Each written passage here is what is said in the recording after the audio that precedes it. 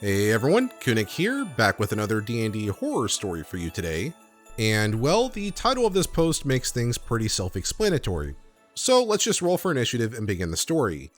I'm not sure if this counts as a horror story, but I decided to share anyway in case anyone might agree with me, or if I overreacted. For backstory, other than this campaign, the first time I had ever played D&D was in a 3-session long that I played at my high school as part of my fantasy literature class. I had found a game on r/looking for group that suited my needs and time zone, and joined their Discord as soon as I could. Everything seemed to be going good with the DM and players, until we decided to talk about our characters and share our D&D Beyond pages with each other. When one of the characters saw my own, he had questioned what it had meant when it said that my character was pan. Oh, like pansexual, I told him. What the bleep is that? He said angrily. Well, it's when someone is attracted to any gender, I told him. This apparently was not the right thing to say. There are only 2 genders, and either way, something like that wouldn't work in medieval times. I didn't really want to argue with him, and no one else seemed to be on my side, so I reluctantly agreed to change my character. When the first session came, me and 2 other players met up at a shop with another player. We decided to play it as we started out in 2 groups instead of 1, and then joined together. We were having a little trouble convincing the other group, particularly one of them, to join us, and we were brainstorming out of game different ways we could convince them, when the same player that was giving me trouble earlier sarcastically told me, "Hey, my name, why don't you suck his bleep?" There was silence on the Discord. Only one player chuckled uncomfortably. I awkwardly told him that I had, per his request, changed that part of my character's personality. The player laughed loudly and claimed that he was joking. We continued on.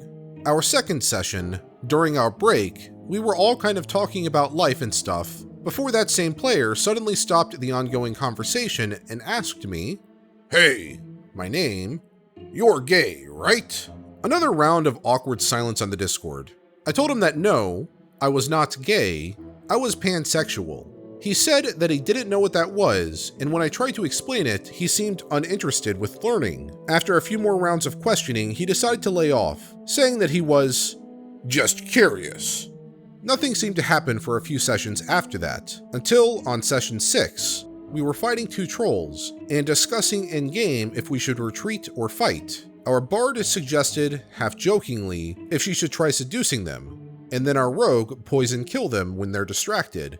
Immediately, this made the same guy ask me, not my character, if I would ever have sex with a troll. I was just dumbfounded. I didn't know how to react and just stayed silent. When I didn't say anything, the guy kind of floundered, saying something about how he wanted to know the biggest I would take, or something gross like that.